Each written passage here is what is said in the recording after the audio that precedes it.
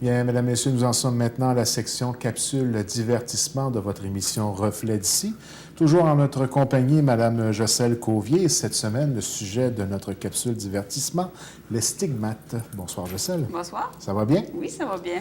Donc, on touche à un sujet qui parle un peu ou du moins est un peu relié à la religion, si ce n'est pas complètement relié à la religion.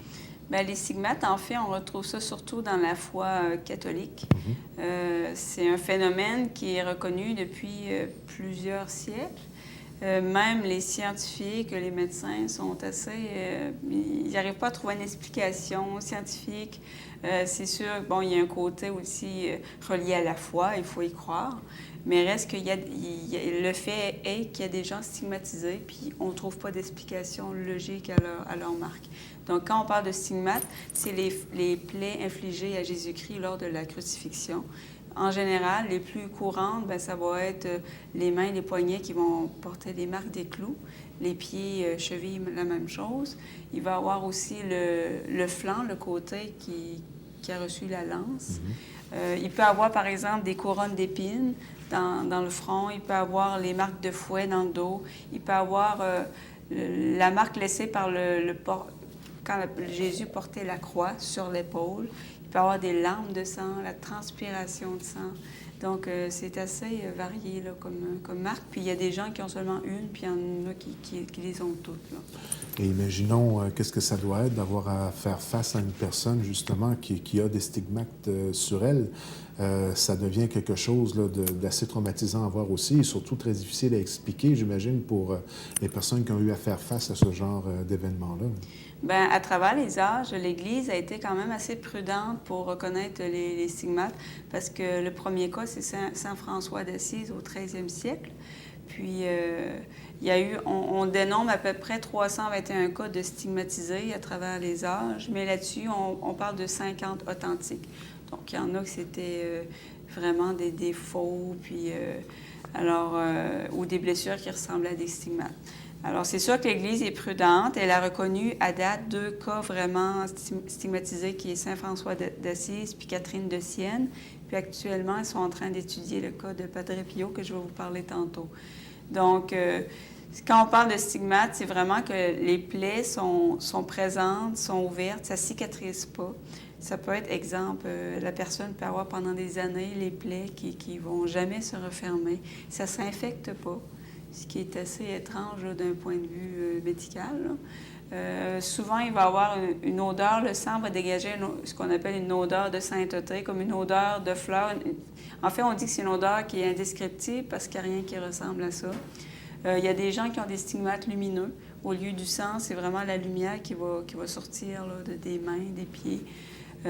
Puis c'est toujours symétrique et tu n'en as pas seulement dans une main. Il y a beaucoup de choses comme ça qui sont quand même intrigantes. Rien à voir avec l'odeur orangée, là. Pardon? Rien à voir avec l'odeur orangée, là. Non, c'est pas comparable à ça. Non, OK, d'accord. Puis les gens qui vont éprouver des stigmates aussi, ça peut arriver que ce soit invisible. Donc, ils vont juste ressentir une douleur comme très vive à l'intérieur de la paume de la main, par exemple. Puis, ceux qui ressentent ces stigmates-là, c'est extrêmement douloureux parce qu'en fait, les gens revivent la passion du Christ, carrément. Donc, les gens peuvent perdre conscience. C'est vraiment une agonie. Il y a des gens qui ont été stigmatisés durant tellement d'années, puis une période tellement précise, par exemple, c'est souvent le vendredi, parce que par rapport à la crucifixion le vendredi, bien, les gens vont revivre à tous les vendredis. Il y a des gens qui peuvent les visiter. Il y a des photos qui sont prises. Il y a beaucoup de témoignages. Donc, c'est quelque chose qui est quand même... Il y a des preuves quand même là, de l'existence. Est-ce que ça arrive particulièrement des gens qui sont catholiques et qui ont la foi, ou ça peut être une personne qui est tout simplement athée qui se retrouve avec ce genre de situation-là? Non, la très grande majorité, c'est des gens qui sont très croyants. Ça va arriver beaucoup à des religieuses, des prêtres, par exemple. Les gens... en majorité, ça va être des femmes, on parle à 80 %. Ah oui? Oui, ça arrive surtout à des femmes. Donc, à travers les âges, il y en a toujours eu des cas. Il y en a eu aussi même au Québec. Puis, je vais vous parler un petit peu de quelques cas qui ont existé. Par exemple, le premier, comme je disais, les gens vont voir des images en même temps. Le premier, c'est Saint François d'Assise en 1224. Saint François d'Assise qui, 2 ans avant sa mort, avait décidé de partir faire un voyage pour faire un jeûne. Puis il avait vu une vision d'un ange crucifié. Puis après, lorsque la vision a disparu, c'est là que les stigmates sont apparus. Puis il a essayé longtemps de cacher ces stigmates-là parce que la plupart des gens stigmatisés, on a peut-être l'impression qu'ils essaient d'avoir une certaine popularité, mais en fait, la plupart les cachent ou en parlent pas ou en parlent juste à une personne ou c'est découvert après la mort même. C'est des gens, en général, les gens sont embarrassés par ça. Se vendent pas de ça. Se vendent pas, non, nécessairement de ça. OK. Donc, il y a eu Saint François d'Assise. Ensuite, il y a eu Catherine de Sienne, qui était une laïque dominicaine d'Italie. Donc, elle, c'était pas une religieuse, mais c'était une personne très, très croyante. Puis elle, ses stigmates étaient lumineux, qu'on a dit. Ensuite, les autres cas qu'on a eus, c'est sûr que récemment, il y a eu un peu moins de cas parce que les gens vérifient beaucoup plus qu'avant. Parce qu'avant, il n'y avait pas autant la médecine qui était développée, les photos, les choses comme ça. Donc aujourd'hui, les cas sont beaucoup plus étudiés. Donc quand il y a un cas récent, c'est qu'il a été vraiment étudié de fond en comble. Donc après, il y a eu Padre Pio, comme je vous disais, qui était un frère capucin d'Italie. Lui, ça a commencé en 1918. Lui aussi, ça a commencé, il y a eu comme une apparition, une vision. Il s'est évanoui, puis quand il s'est réveillé, bien, il y avait des stigmates. Ces stigmates ont duré pendant 50 ans. Donc, c'est des plaies qui ne se sont jamais refermées pendant 50 ans. Incroyable. Puis, aucune infection, comme je le disais. Puis lui, il avait l'habitude de porter des gants ou des mitaines parce qu'il était embarrassé. Il ne voulait pas être comme un objet public que les gens commencent à courir pour voir ces stigmates-là. Un objet de foire. C'est ça. Donc, c'était quelqu'un de très humble dans sa foi. Puis, ça a été beaucoup étudié. Là, on parle 50 ans comme ça, ça ne s'infecte pas, mais la souffrance, elle est là, elle. Oui, c'est très souffrant, comme je disais. Donc, c'est un homme qui a souffert pendant 50 ans. C'est incroyable. Oui, c'est des gens qui souffrent vraiment, là, comme je disais, qui vivent la passion du Christ, puis qui trouvent une façon de vivre ça dans leur foi. Parce qu'on cherchait une explication au stigmate, puis la seule explication qu'on a trouvée, finalement, c'est que les gens ont tellement une grande foi, une grande compassion envers la souffrance de Jésus qu'ils finissent par partager cette souffrance-là. Donc lui, c'est ça. Ça a duré pendant 50 ans. Ça a été étudié par plusieurs médecins du 20e siècle. Puis en 1954, on a fait des rayons X pour plusieurs tests poussés, puis on n'a rien trouvé d'anormal. C'était vraiment une plaie qui ne se refermait jamais. Puis il est décédé 50 ans après l'apparition de ces stigmates. Puis quand il est décédé, ça s'est refermé. Oui, c'est quelque chose de particulier. Ensuite, on a Thérèse Neumann, qui était une religieuse allemande. C'était probablement le cas le plus spectaculaire. Les gens vont voir des photos. Ça a commencé en 1926. Puis elle, c'était vraiment le vendredi ou la semaine sainte.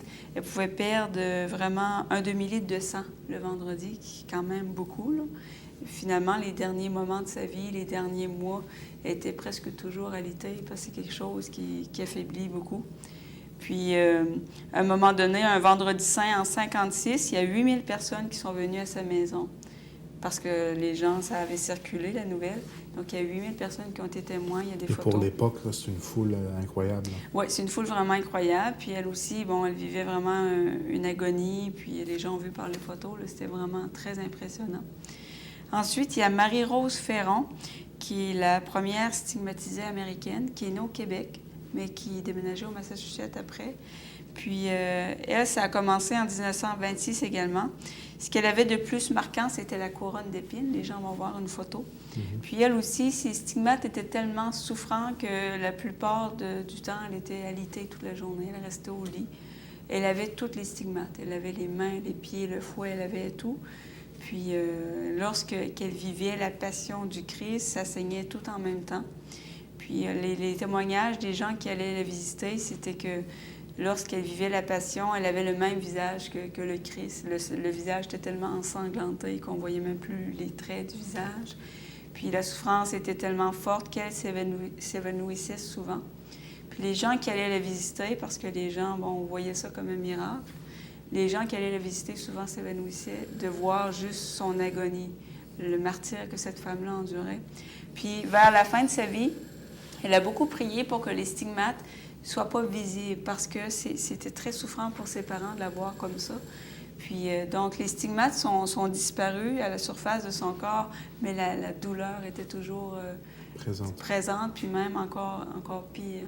Puis, bon, elle a fini par décéder, là, la souffrance de ces stigmates-là. Puis, tous ces gens-là stigmatisés avaient tous le même témoignage. C'est pas des gens qui priaient pour ne plus être stigmatisés, c'est des gens qui acceptaient cette souffrance-là, comme je disais, dans la foi. Ils disaient « je partage la souffrance de Jésus ». Puis c'est des gens vraiment d'une grande...